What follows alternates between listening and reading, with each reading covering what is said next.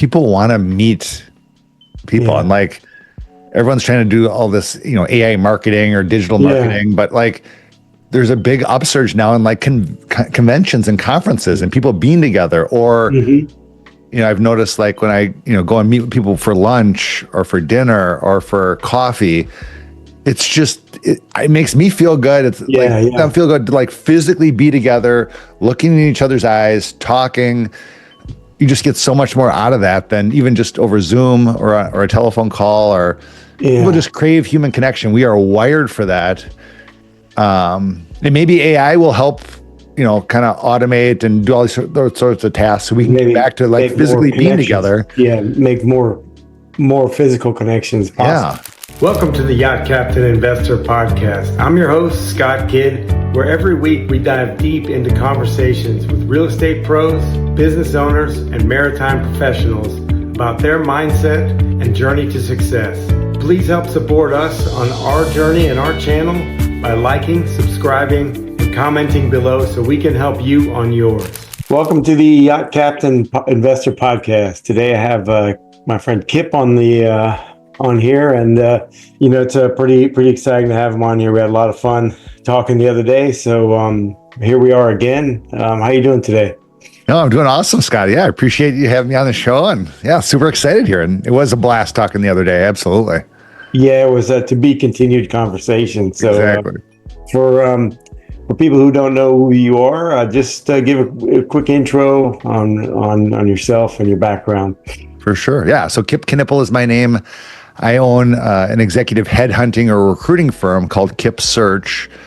And really our focus is C-level executive leadership roles across all industries all around the country, from true startups to large Fortune 50s and everything in between, public companies, private equity portfolio companies, venture capital portfolio companies, family offices and their portfolio companies.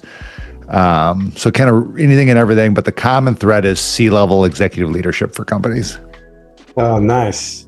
And I see also you've done some executive coaching and stuff like that too. How did that journey? How did you get to that point there? Yeah. So, my quick background. So out of college, I went to law school, practiced corporate mergers and acquisitions law and commercial real estate transactional law. So buying and selling companies, buying and selling real estate. I really enjoyed that. But the thing I really liked about my practice was putting the deals together. And I like generating, new business and clients. But we can get to, I talked to our mentors, or my mentors, I should say, the managing partner of the firm, the head of our real estate practice, the head of our corporate M&A practice. And they all kind of said the same thing. As lawyers, we don't really get to put the deal together a lot of times. The decision makers have done that. Then they come to us here at the firm and say, okay, draft these documents to make the deal happen or solve these problems as we're heading into closing. So I just started to talk to a bunch of people, especially in the commercial real estate space, because I really liked that. And ended up going to CB Richard Ellis, which is the biggest commercial real estate company in the world, and joined a gentleman I had known for many years who had practiced law and then had been at CB for maybe 10 years. And then there was someone else in California at CB that was thinking about coming back to the Midwest. So we put together a team and really focused on corporate real estate. CB called it Global Corporate Services, but essentially we represented companies that were users of real estate.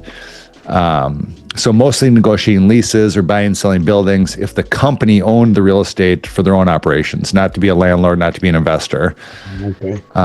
Which really found me dealing with, the owners of companies, CEOs and CFOs primarily, and did that for a number of years, and then met some people in the executive search business, what I do now, really to refer business back and forth, and did that with a bunch of different groups. And then one group started recruiting me to join them, and they recruited me for about a year, and then I finally did.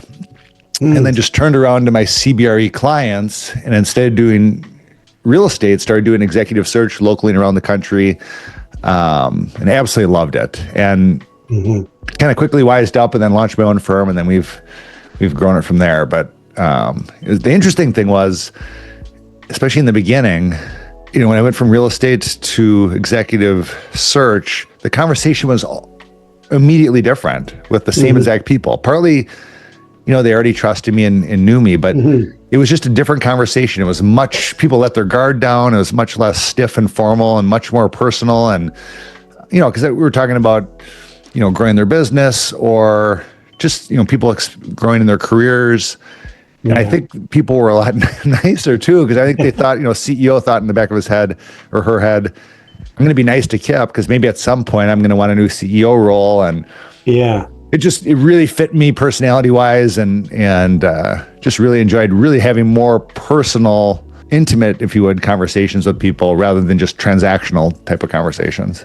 Well, yeah, because I've done some coaching myself, and it really kind of, for you to get to that growth point, you really have to be open and say, well, this guy's, for one, you're paying this particular person to help you get through maybe some pain points or some difficulties you're having, or maybe you're just not seeing it.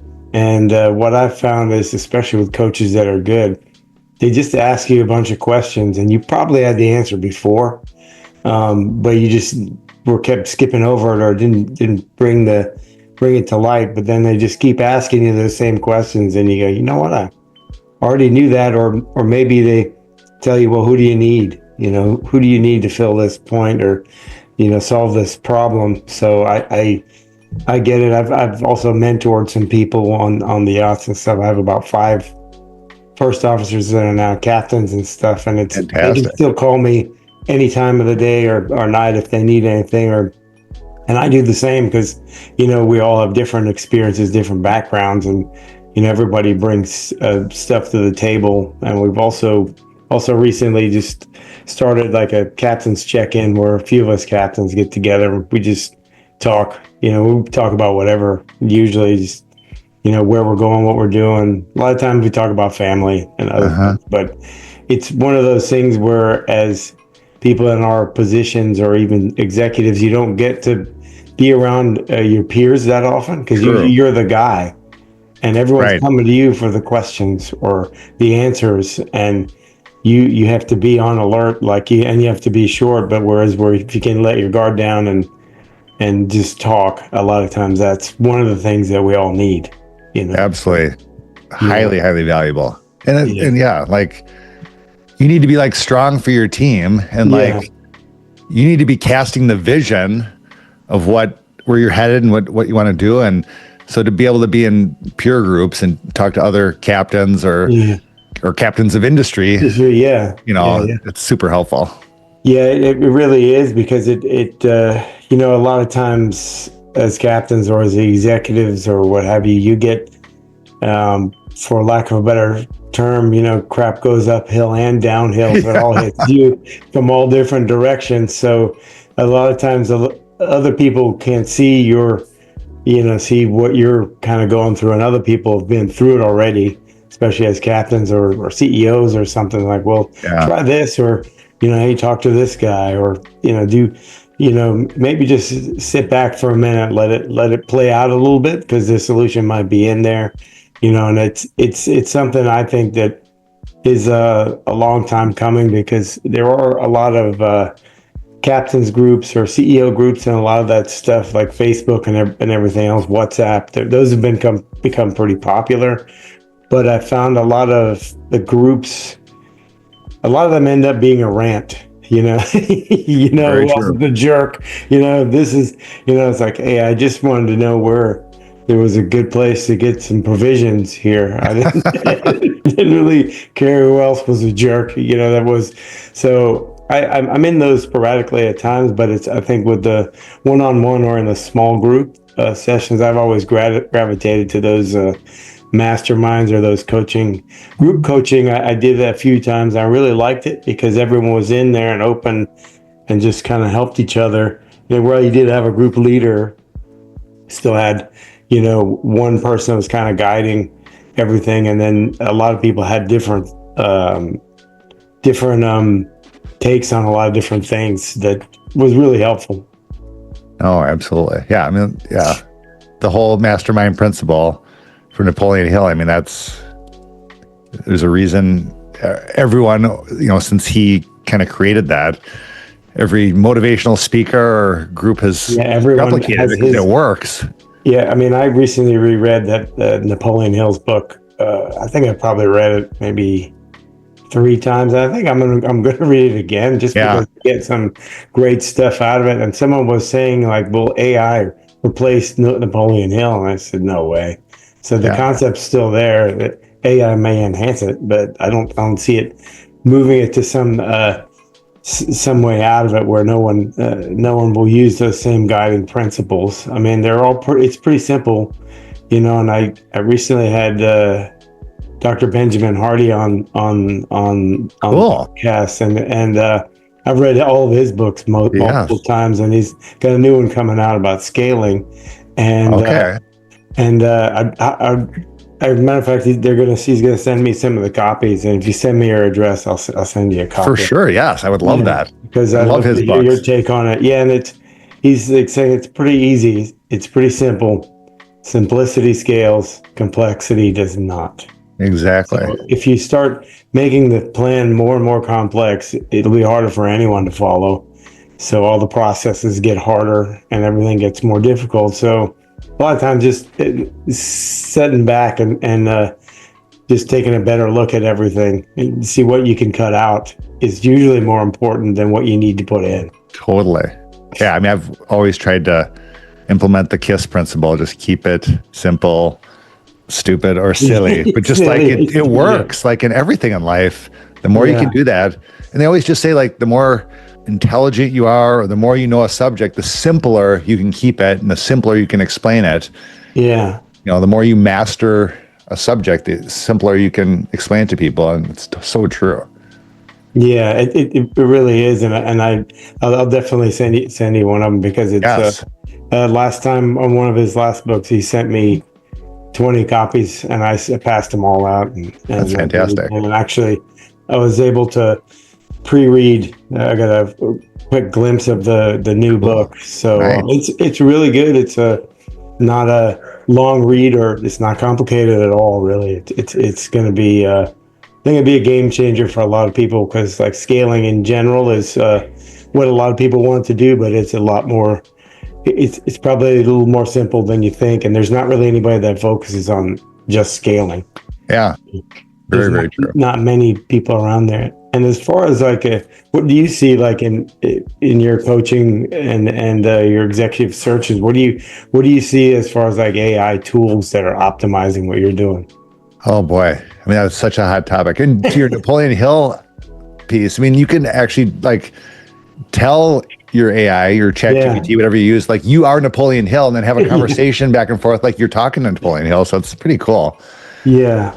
I mean, there's so much. I mean, ChatGPT, like as far as just like the main tools, like that's probably the one we use the most versus Gronk and all the other ones, just because we've built like a GPT within it that knows our business and is our business.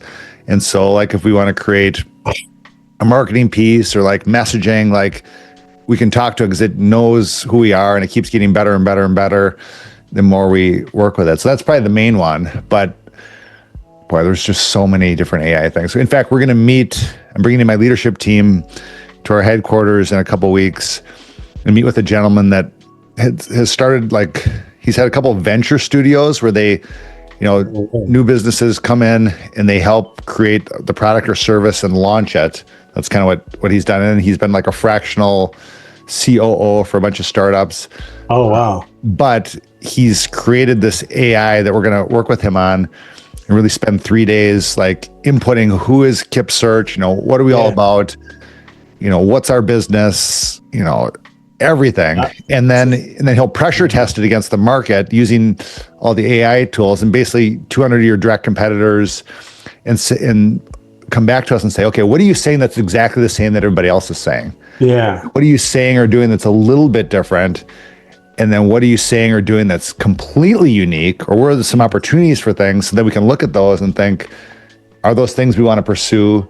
And then through his group, they'll help us create whatever that is, whatever that offering is, and how do we message it? And so anyway, that's all. I mean, it's all AI driven, but it's humans interacting and us going back and forth. But the AI I mean, the way he explained it was, and I'm oversimplifying, but like what would take a company maybe 3 months, 6 months, a year of just market research and going back and forth to like come to conclusions, you can do in a couple days. Yeah. You do a big, through the power of AI. Yeah, I mean, it's pretty interesting because you're looking at all those things that eventually what differentiates us from everyone else, what sets us apart, and then you can really drill down on that and say, okay, how can we optimize this? And then one question that I always give to AI, whether it's Claude or ChatGPT, is like, okay, how do I ask you a question to make this better? Right. And then they come up with more and more and like make it simplify, and then you can just keep optimizing the whole thing. And I've sometimes gone down the big rabbit hole of I know.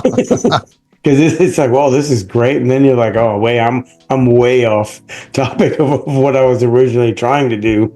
But what you built was actually infinitely better than we were trying to do. But that's great, especially in like if you're going and doing like a company retreat, which is sound like what you're doing, Right.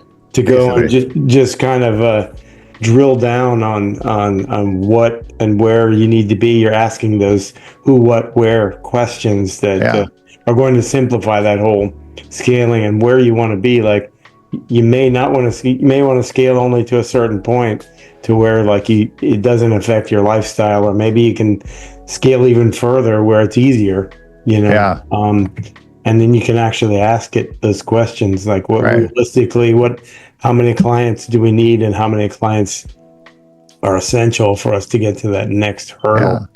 And it really, I mean, part of it, like this exercise, it pulls down your ego. Like you think you're different, you think what you say is different, but is it really? You don't really know until you really test it against like a huge group out there. So he said it's very humbling. So like, especially with founders and owners, like you got to come in with an open mind and low ego and just be prepared to be humbled, because you will be. So I'm totally about that. I mean, it's continuous learning and growing and like expanding, like just by essence, like that's gets me so excited. Yeah, me too. And I did, there was a post, I think it was on Instagram, where this young lady, she was asking these questions about herself to personal development. Put this in to ChatGPT, and it made you ask these really hard questions about yourself and who you are. And it kept asking, like, and it was probably about 20 questions it went through, and it was like some deep psychological work. And I was like, after he wrote me like a report of like affirmations I should be saying, or what I'm actually doing, like what's holding me back, what I need to correct. And I was like, man, that's probably been like 50 years of therapy. Right. Yes. Saved a lot of money right there. And, and I always get the question asked, like, well, do you think AI is going to take over, or what happens when the bots come and all this other stuff? And it's like I think if we're a little far from that, and I think people always say, well, is AI going to replace us? And I was like, well, I don't think so. I mean, not at this point. I think right now it won't really, our jobs won't go away.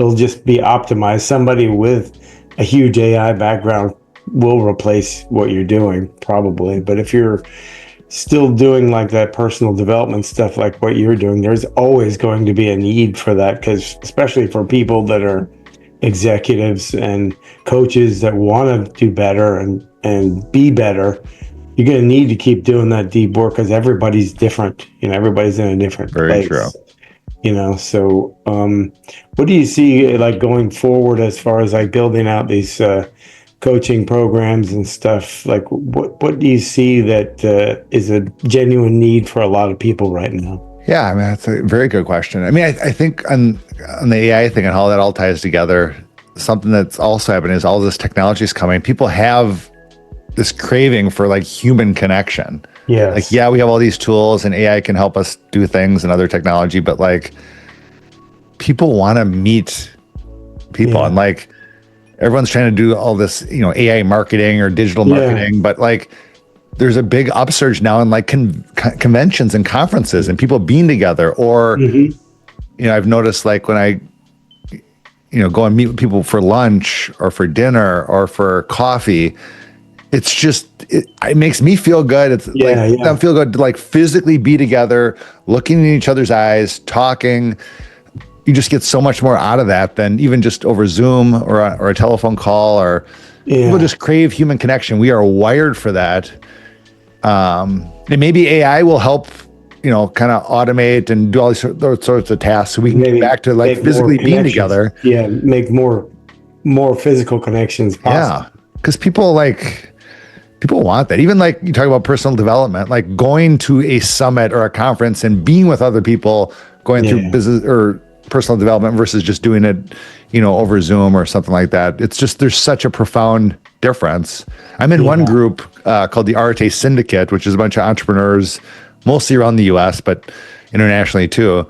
And we have weekly, like 3 weeks out of the month, we have a call or Zoom where we have our lessons, and we have a Facebook group and we're doing all this stuff. But usually twice a year, we have an actual summit where we come together for 3 days.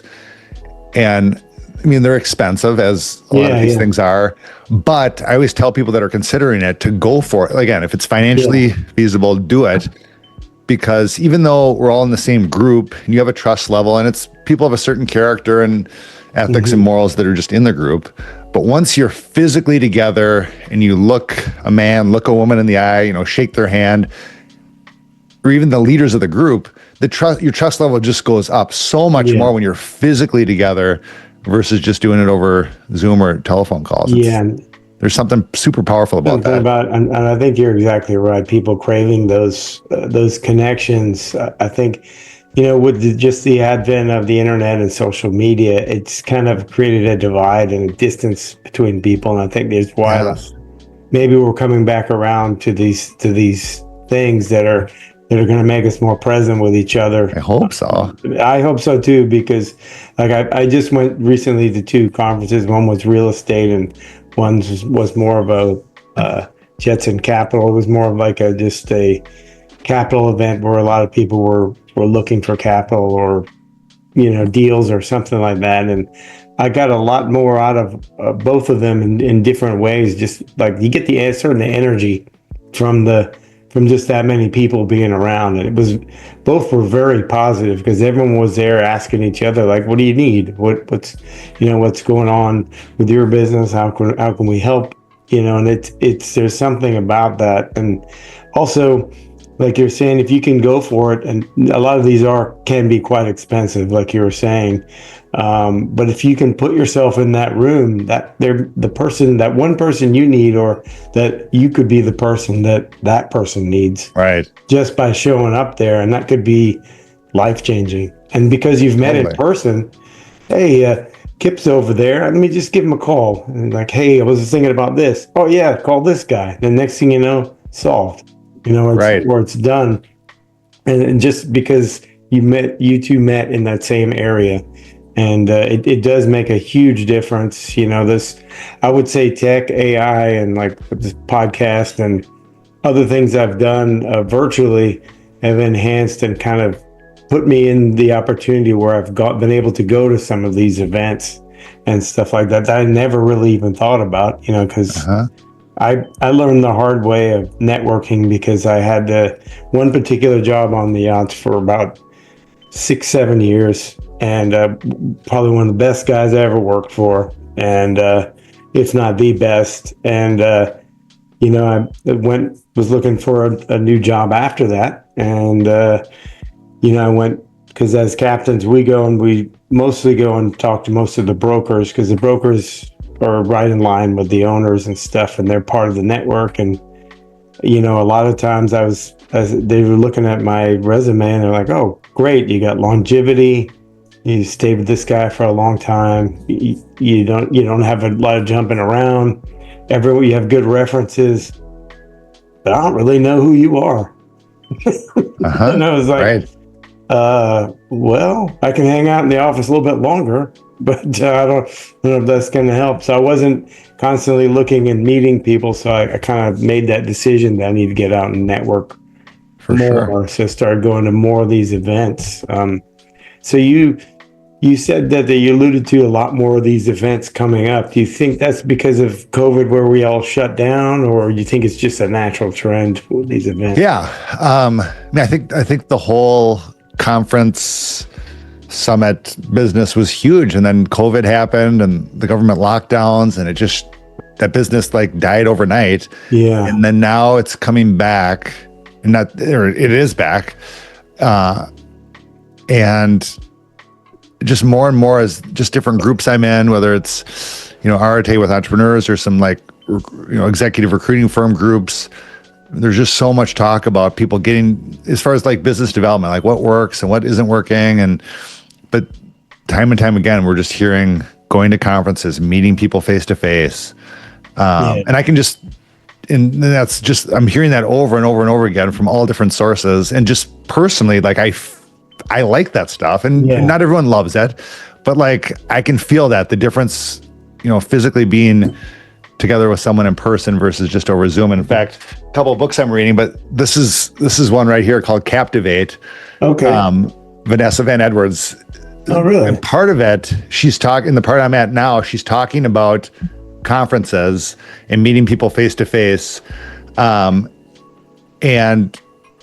how even if you naturally don't like that stuff, how do you what's navigate? The strategy to maximize it and just simple things like, usually there's a bar, an open bar at different points in the event, like stand when people are waiting in line to get their drink, and then when they're leaving, like stand there, so that usually when people get their drink, again, they don't have to be drinking alcohol, but when they have something, like the first thing they want to do is just find someone to talk to. And if you're standing right there after they get their drink, it's just a natural spot to like start to make interactions with people, and versus like hiding in the corner. Just simple strategies to make it easier on yourself. And that's a great book. I wrote it's very, very good. So I'm write it down. So I'm always reading. I try to read one book at a time, but I usually end up 2 or 3. Like in the morning, I have a how-to, and then at night I read something for fun. Yeah, I'm just like read like crazy. So this is her newest book. It's called Cues.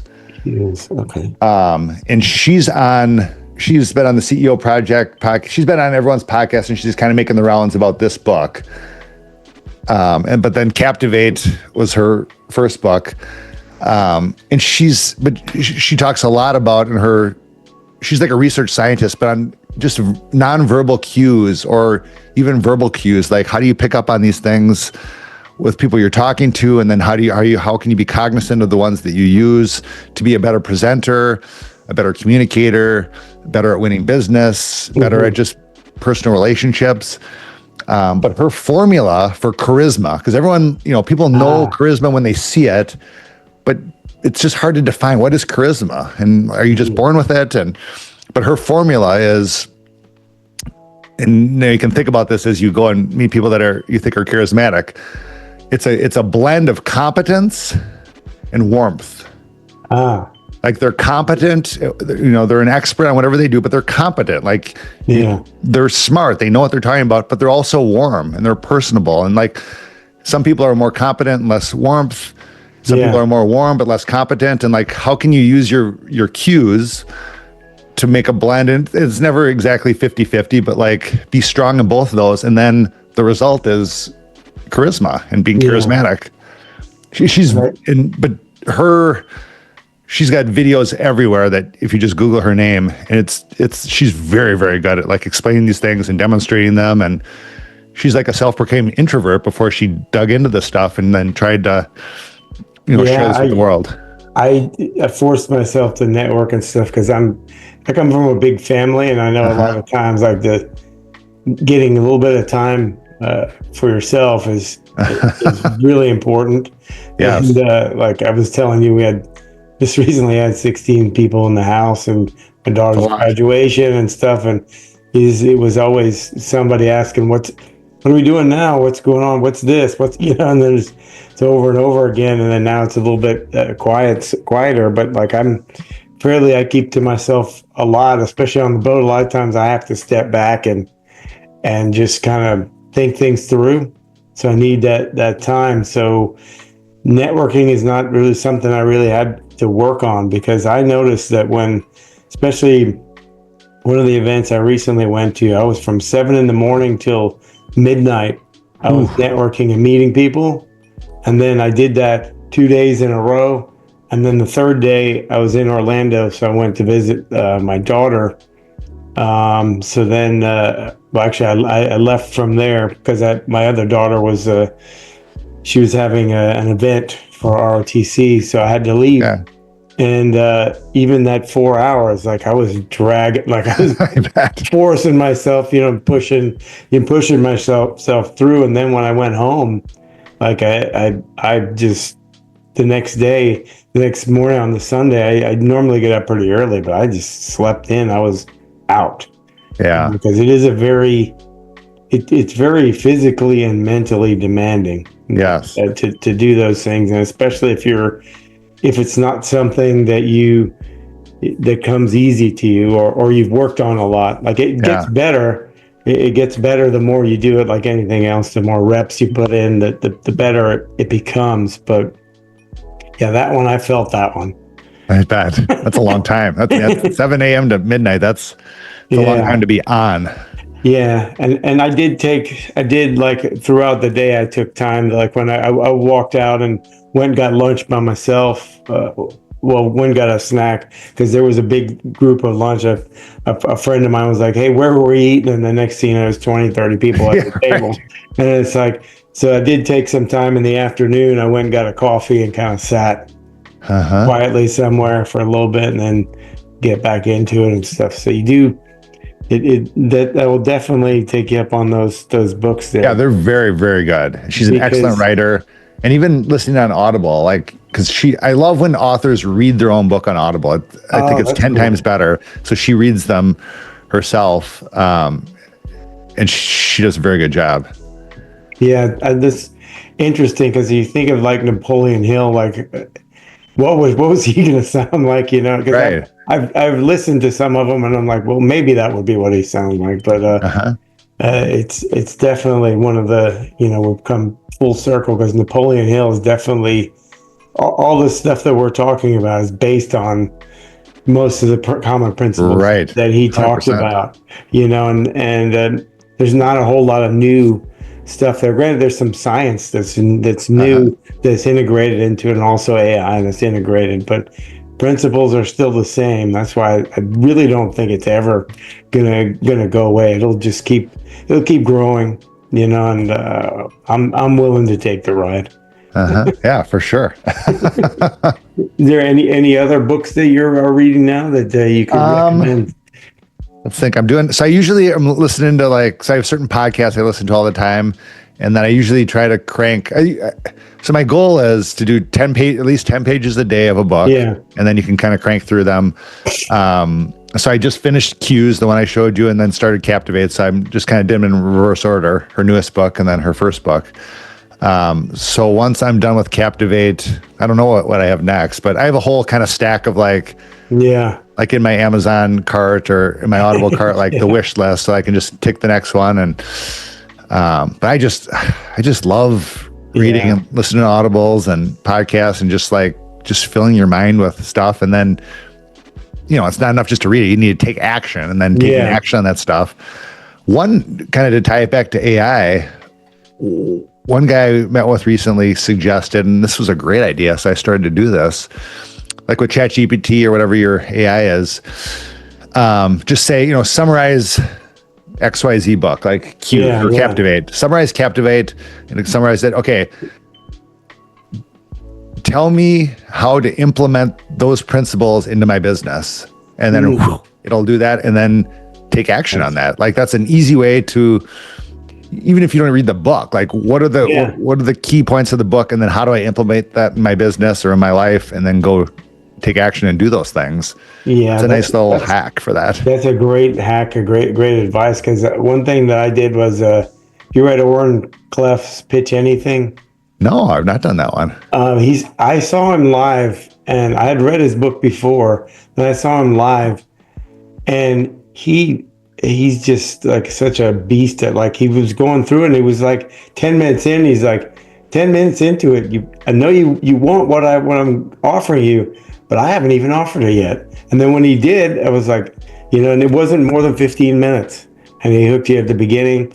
Yeah. So I made a ChatGPT. I put that in there and I was like, okay, make this pitch deck in the style of the book and make it so that it will relate to how I would say it and everything else. And then it was actually, because it actually was great, because it came through as like I was writing it, and then when I said it, I'd made some corrections and stuff, but it made it easy because you've probably been on some of these shows where they're pitching a deal and it's like an hour long. They go into all these numbers and everybody's asleep. Half people have dropped out, but the key with the whole pitch is you don't want it to be more than 15 minutes. And you really want to gather interest and have them contact you and get on a call or talk more, rather than, it just depends on, what you're talking about, because you will lose people start losing people just from the time alone of 15, 20 minutes. It starts to drop off more and more and more. And he goes into it in his book. And I think it's been helpful to me because I've always been like an operations guy on the boats and stuff. Yeah. Straight answer kind of thing. And a lot of what I do with commercial real estate stuff and raising money and all these other things, it's a sales type job where I found the psychology to be very extremely interesting. And then books like Warren Cleff's Pitch Anything. It's like how to say things just the same like you're talking about charisma with her book. Like there's certain ways you need to talk to people to where you keep them interested and make sure that it's the right thing for them. Because more often than not, you need to figure out who is your best audience and who you actually need to be talking to. Because I've had meetups and stuff and been events where people just immediately, I can tell you what not to do. They immediately start spewing out their deal or what they're doing. And you're like, what was your name again? Hi. Right. And then they don't understand and they're following you, still talking about it. And it's like, if I was to give people any tips at all, don't do that. Right. Very true. Yeah. It's get to know the person first and find out what's best for them, and find out maybe offer value first. Find out what you can do to help them first. And then maybe if you develop a relationship, then maybe it goes somewhere, and maybe you do something, So true. I just wrote that book down. I'm going to check that out. That might be the next one after Captivate. Well, good. You definitely check it out. Check it out because it's a great book. Well, what's next on the menu for you? Yeah, growing and scaling our business. We just had a new person join 2 weeks ago, and then we have another new person actually down in Florida who is starting the day after Memorial Day, so next week, Tuesday. So we're just trying to grow and scale our business, but grow in a smart way, not grow just for the sake of growing, but just get the right people in place. And we run our business on EOS or Traction. I don't know if you're familiar with that. Oh, yes, I know that book. Yeah. So we run our business on EOS, and we have tons of EOS clients, and we do a lot of in EOS terms integrator searches for our clients. So it could be a president, a COO, but like someone to run the day-to-day of the business. So the visionary founder can focus on more strategy, bigger stuff.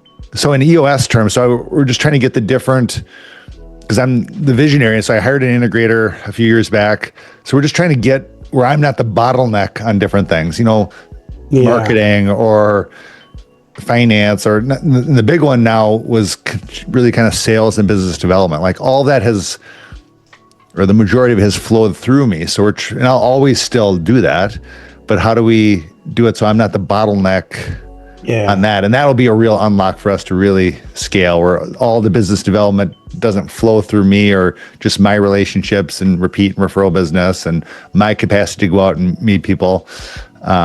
So that's what this woman that's coming from Florida to join our team, she'll really be the head of, we're calling it corporate partnerships, because really we partner and build long-lasting relationships with our clients, not just like sell them on something or biz dev them. But she'll be really the person in charge of that and that function, which I'm sure will grow over time, but it'll be a real game changer to have her on the bus, who's just all day long. That's all she's thinking about and doing. And she has a great track record. So I'm really, really excited about that, because that's going to be a big kind of, 10X rather than 2X move in our business here. Well, that's really great, because like a lot of times in everybody's business, the bottleneck is ourselves. Right. It's good that you're at that point where you can, train somebody out of, train yourself out of that position through someone else. Yeah. You're still doing a little bit of it, but you're more overseeing, like maybe they're looking through 20 or 30 or 100 deals, and you're looking at every 100 or so, and to see where it needs to be, and you're still doing the vision of the entire company. Right. And she's probably, it's like what great leaders and entrepreneurs talk about. I mean, hire people that are smarter and better than you at whatever it is. So, yes, I'll train her on our business and culture and process and that kind of stuff. But like, I think I'm going to learn a lot more from her than she will from me, as far as, building those long-term corporate relationships and really kind of the sales and business development piece. So I think she's going to be a huge addition, where it's not like, I'll tell you another good book that I just read before these two is Buy Back Your Time by Dan Martell. Oh, yes. Yeah.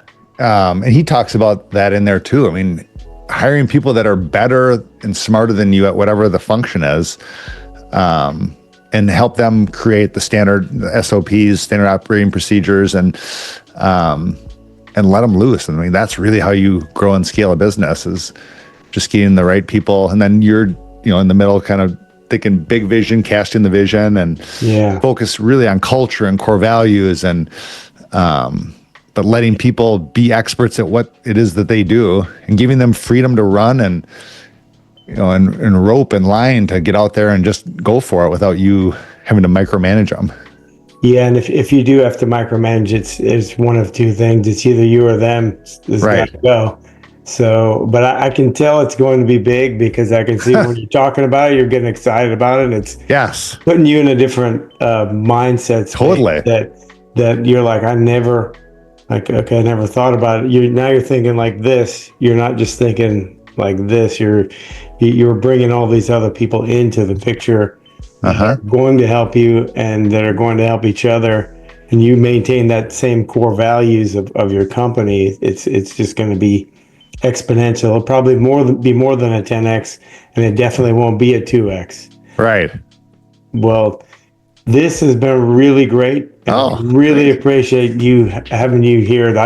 We'll definitely be doing this again, because, for sure, Scott. Because we got good energy together, and I see you getting excited about stuff. So it makes me get excited about stuff that I'm doing, because energy feeds energy. So 100%. But if people want to know more about what you're working on, or more about you, where would they find you? Yeah. So again, the business, I got right this behind me, Kip Search. That's the name of our business. So it's kipsearch.com is our website, and it's Kip Search on all the social media. And then my name is Kip Knipple. So KIP, and then KNIP as in Paul, P as in Paul, EL. So on all the social platforms, it's that, and you can see all my stuff. And we try to be pretty prolific on social media and digital marketing.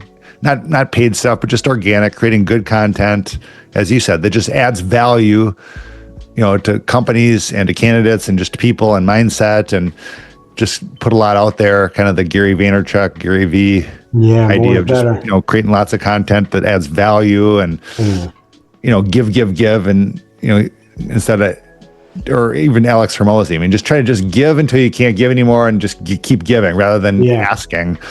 But we try to. So anyway, you can find either Kip Knipple or Kip Search, and I'd love to chat with anyone that had interest in anything, really. And maybe we'll do our next episode on the deck of one of these yachts. Yeah, that'd be great. Amazing.